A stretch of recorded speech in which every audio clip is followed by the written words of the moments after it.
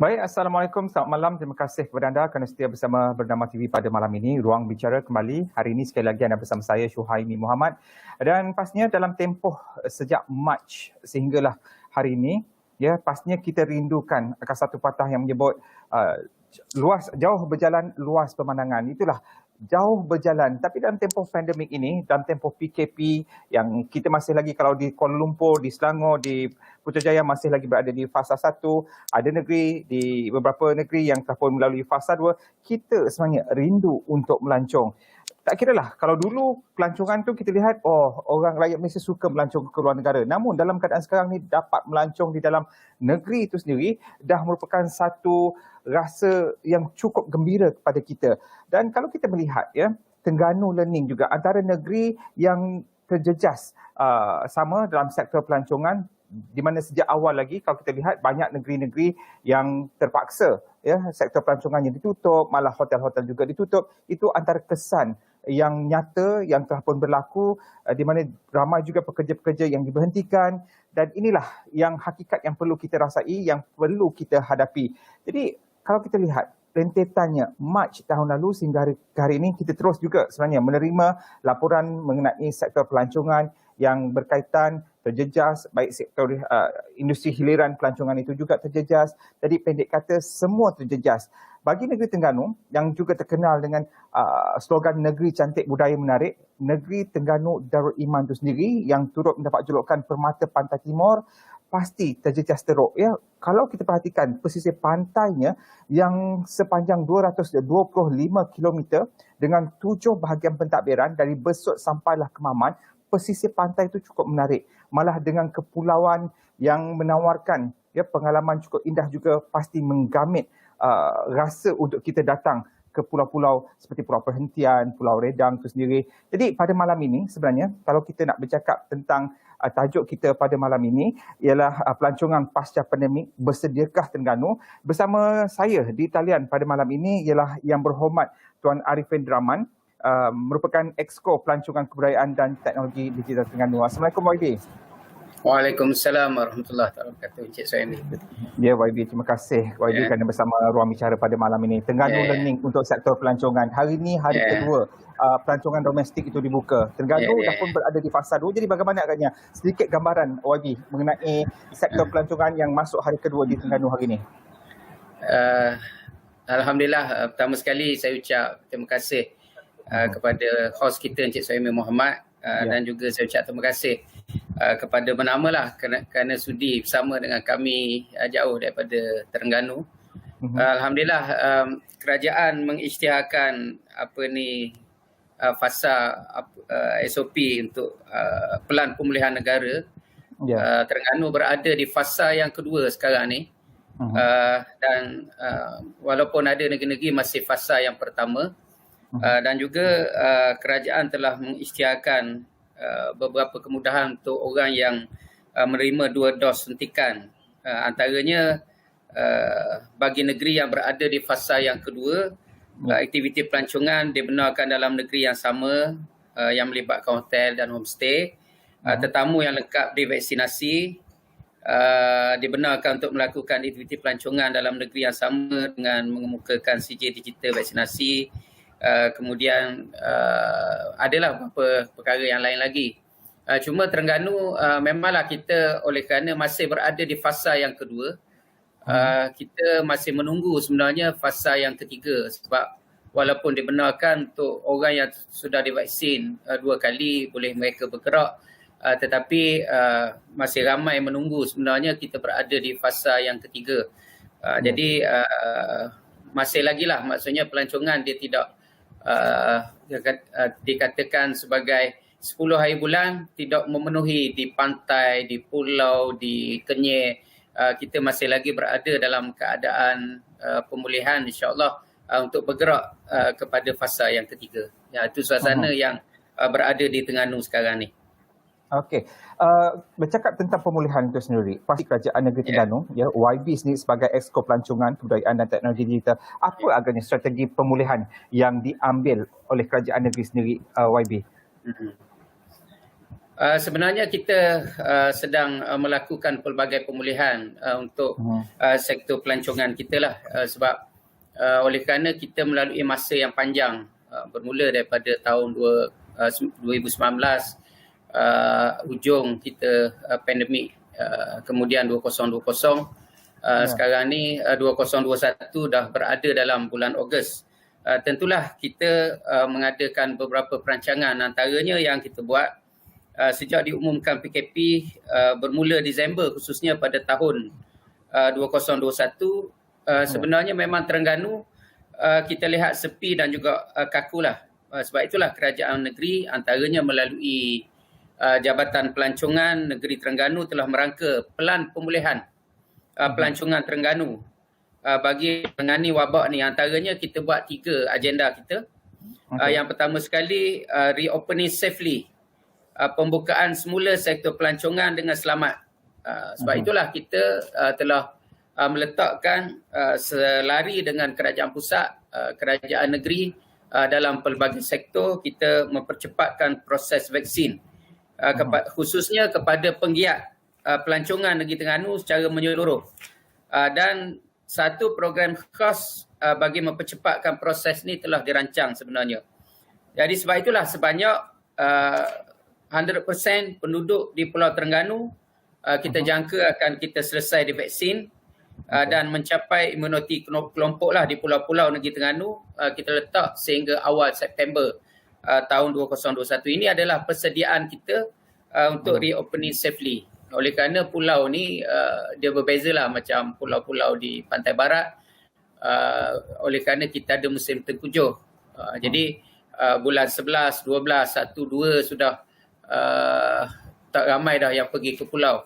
Jadi sebab itulah kita mempercepatkan proses vaksin. Yang pertama telah selesai dan kita menunggu vaksin untuk kali yang kedua. Dan antaranya kita memberikan sokongan kepada industri.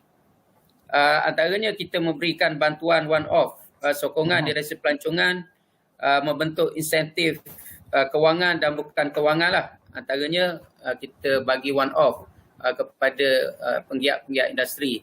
Kita menyediakan modul e-pelancongan. Kita memberikan bantuan pemulihan komuniti pelancongan yang kita rancang di pelbagai, sebagaimana yang dikatakan Cik Suhaimi, kita besut sampai ke Maman. Kita ada pelbagai tempat-tempat yang menarik di Terengganu.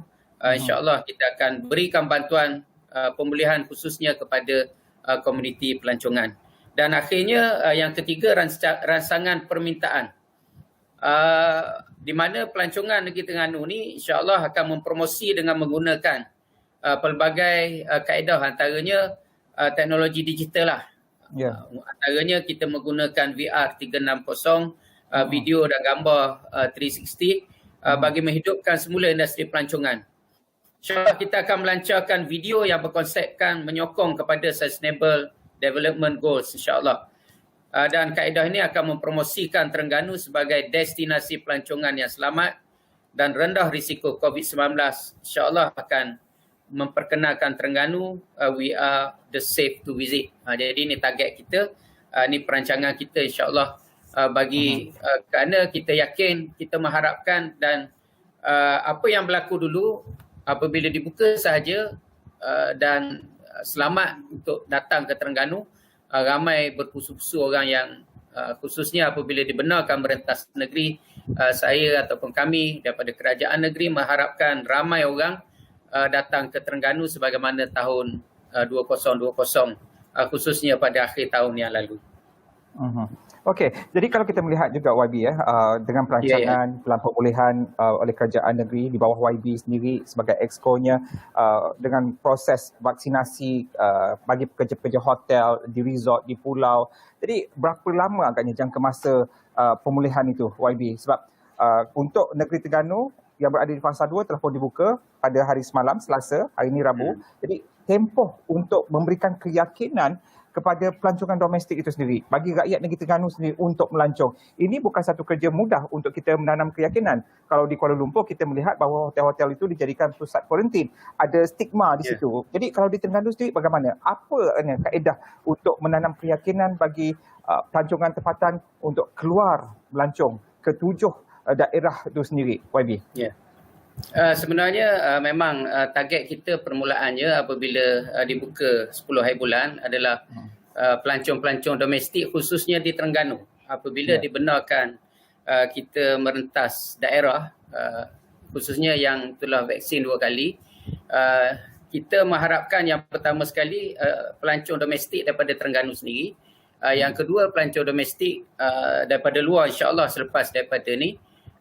Oleh kerana mungkin ketakutanlah khususnya ataupun COVID yang tinggi di Pantai Barat, maka target kami insya-Allah bila selesai di sana mereka akan datang di sini. Jadi apa yang kita buat adalah bagi memastikan keyakinan rakyat kepada industri pelancongan di Terengganu.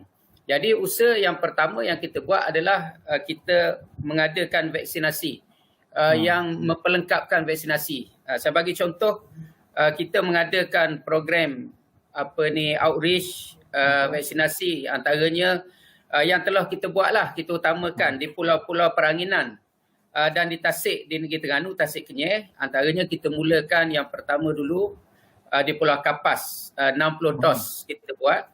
Tasik Kenyir 500 dos, Pulau Redang 1,200, dan juga kita baru saja selesai di Pulau Perhentian minggu lepas sebanyak 951 dos. Jadi melibatkan kalau Pulau Redang dan Perhentian ni adalah kita vaksinasi seluruh penduduk dan juga pemain-pemain industri yang mana mereka kita utamakan, dan mereka sudah selesai dos yang pertama dan kita jangka akhir bulan Ogos ini akan selesai dos yang kedua. Maksudnya selaras dengan 10 hari bulan diisytiharkan, oleh kerana masih ada lagi penduduk dan juga player-players yang berada di pulau-pulau dan juga di Tasik Kenyir. Mereka masih lagi belum sampai dos yang kedua. Lalu kami kerajaan negeri mengharapkan supaya selesai sahaja dos yang kedua, kita anggap lebih selamat untuk pergi ke pulau dan juga di Tasik Kenyir. Saya juga baru mendapat maklumat bahawa kalau di Tasik Kenyir besok mereka akan divaksin untuk kali yang kedua, maknanya selesai vaksinasi kali yang kedua, dan pengurusi Ketengah telah isytiharkan 1 September insya-Allah. Sekarang ni dah boleh booking bermula 1 September, houseboat dan speedboat dan juga industri di Tasik Kenyir kita boleh bermula pada 1 September. Maknanya tidaklah kata 10 tu terus buka, kerana persiapan-persiapan yang kita kena buat sebab vaksinasi dia tidak dos yang pertama terus boleh. Jadi kita masih memerlukan, oleh kerana kami daripada Terengganu, ialah kalau peringkat 2 bulan lepas kita kata Terengganu bawah 50 yang kena COVID-19 ni. Tapi sekarang ni sudah meningkat sehingga 500. Maksudnya kalau kita tak jaga, untuk jangka yang panjang, industri memerlukan situasi ataupun suasana yang kondusif, yang mereka tidak datang ke Terengganu kata macam tahun lepas 2020 bila Terengganu antara negeri yang paling sedikit, paling rendah antara yang terendah yang COVID-19, lalu mereka tidak segan silu datang berpusu-pusu ke negeri Terengganu. Jadi inilah yang telah kita buat. Kita memberikan keutamaan keselamatan kepada pengunjung, keselamatan kepada player-players kita supaya keyakinan mereka akan datang ke Terengganu dan mereka tidak membawa satu penyakit yang ialah maksudnya oleh kerana lama dah mereka duduk di negeri masing-masing ataupun tempat masing-masing. InsyaAllah, sebab itulah keyakinan kami insyaAllah industri ini akan lebih baik khususnya selepas daripada September ni insyaAllah. Itu usaha yang kita buat. Okey, program outreach perlu diingat sekarang ni diberikan kepada sektor pelancongan di pulau-pulau di Tasik Kenyir, itu sasarannya. Namun harus diingat YB bahawa program outreach juga perlu kepada pengusaha-pengusaha. Kalau kita ke Penarik misalnya, di sepanjang pantai Penarik itu ada penjual-penjual gerai-gerai makanan yang menjadi tarikan dengan memasang buaian di pantai itu sendiri. Mereka juga perlu diberikan vaksinasi kerana sektor pelancongan takkan compete tanpa industri-industri hiburan kerajaan yang lain, sektor kebudayaannya, kraft tangannya. Jadi bagaimana sekarang ni tumpuan diberikan kepada perhotelan, homestay. Bagaimana untuk sektor kebudayaan, sektor hiliran yang lain, YB? Sebenarnya apa yang sedang dibuat, sebagai contoh, semalam juga kita dapat khabar gembira. Tadi saya sebut di Kenyir, Tasik Kenyir, players Tasik Kenyir, penduduk dan juga di pulau. Itu sebenarnya oleh kerana kita kejar masa, sebenarnya kita utamakan iaitu. Tapi kita telah merancang dan perancangan dibuat untuk, antaranya semalam kita dapat khabar gembira daripada Persatuan Hotel Malaysia MAH Cawangan Terengganu. Semua ahli-ahli yang berdaftar lah, hotel yang berdaftar di bawah MAH, mereka sudah ada tarikh temujanji. Itu hotel kita dapat semalam.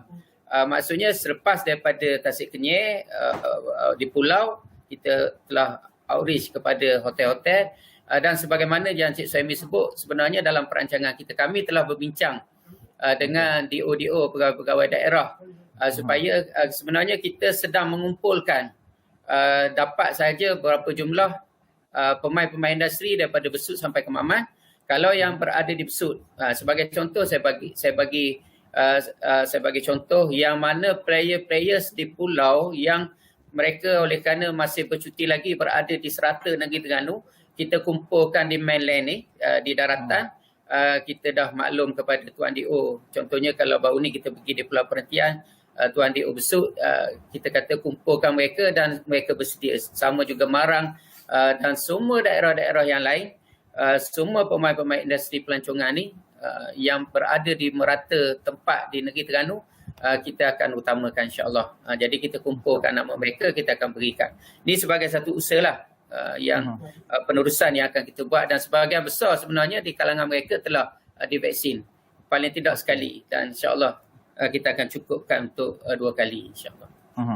Okey, untuk melancong ni kita boleh meletakkan sebagai pelancong ataupun pengembara. Baik, saya kira kalau daripada Besut ke Kemaman tu pun dianggap, kita boleh kategorikan ada mereka yang mengembara, ada mereka yang melancong.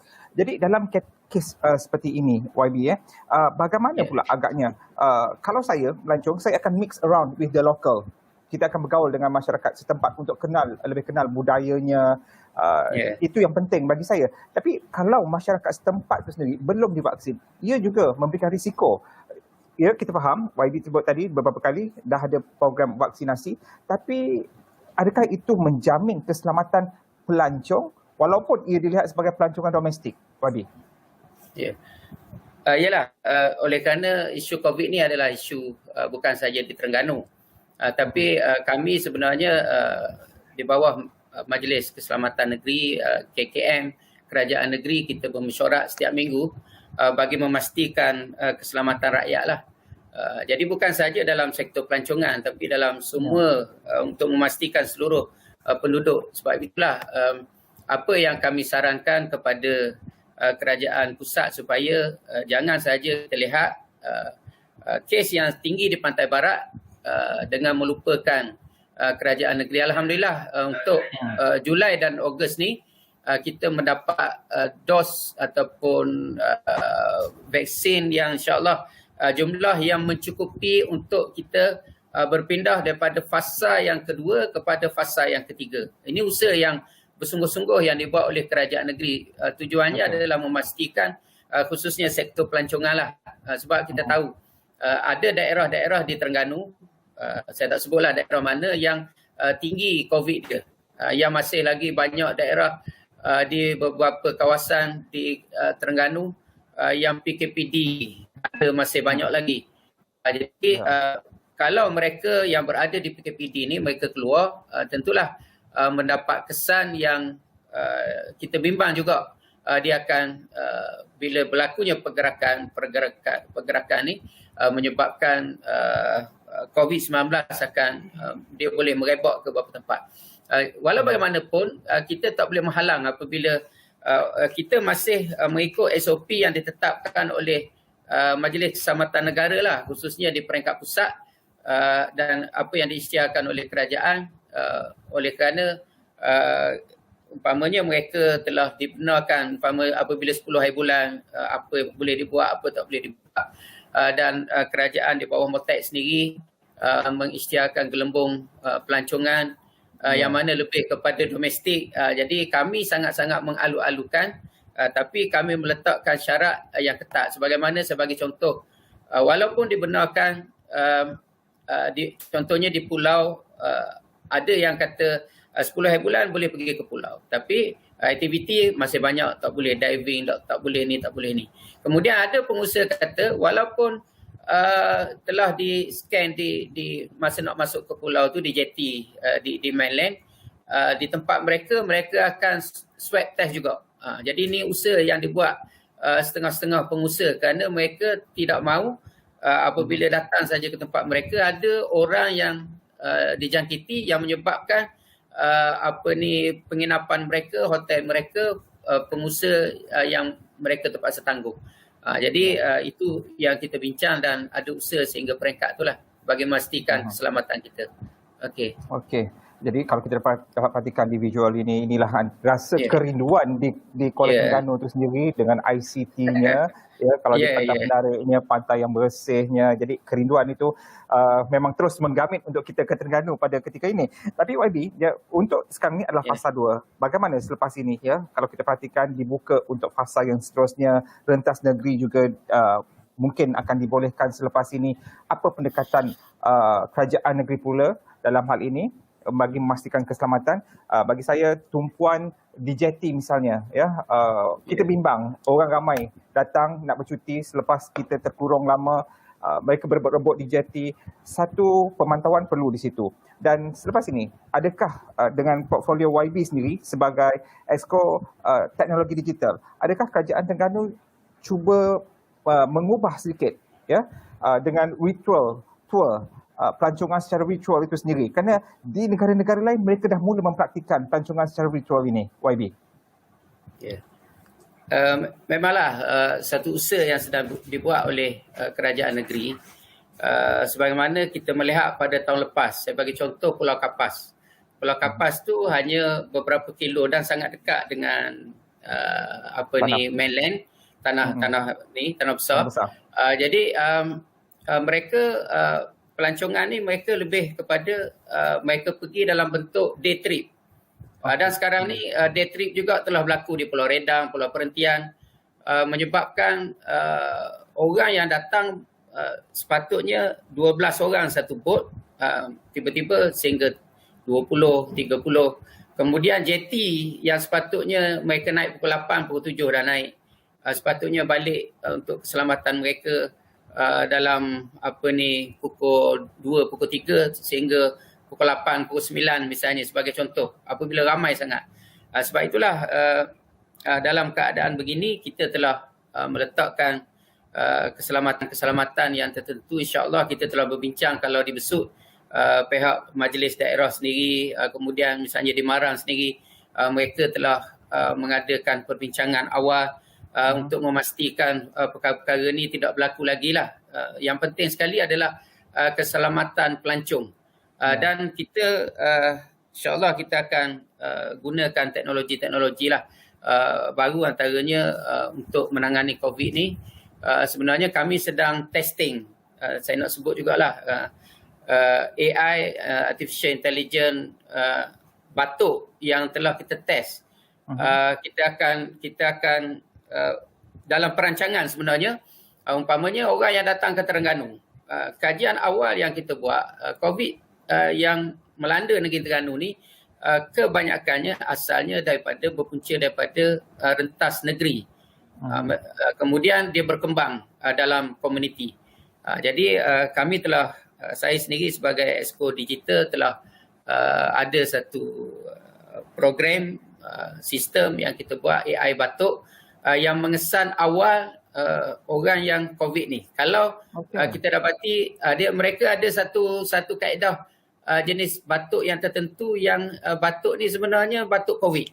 Tapi bukan maksud bila dapat tu orang ni dikesan positif, mereka kena mengambil test balik, kena test itu PCR dan lain-lain lah dengan test ILO dia dan seumpamanya, masih lagi melalui kaedah yang ditetapkan oleh KKM, Kementerian Kesihatan. Tapi kita secara randomnya kita sedang testing sebenarnya sistem itu. Kalau berjaya, kita akan letakkan di pintu masuk Negeri Terengganu, di pulau-pulau, insya-Allah, di hotel-hotel, supaya kita dapat kesan lebih awal, insya-Allah. Ini sedang kita usahakan. Ini satu perkembanganlah, insya-Allah. Jadi keselamatan untuk pelancong domestik memang dititik beratkan, dan selepas ini jika rentas negeri dibenarkan, pelancongan dari negeri luar juga cukup dititik beratkan dengan pintu masuk nanti akan dikawal oleh pihak kerajaan negeri khususnya untuk merancangkan lagi sektor pelancongan di Negeri Terengganu. Baik, terima kasih YB kerana bersama kami di Ruang Bicara. Saya tahu banyak lagi YB ingin kongsikan.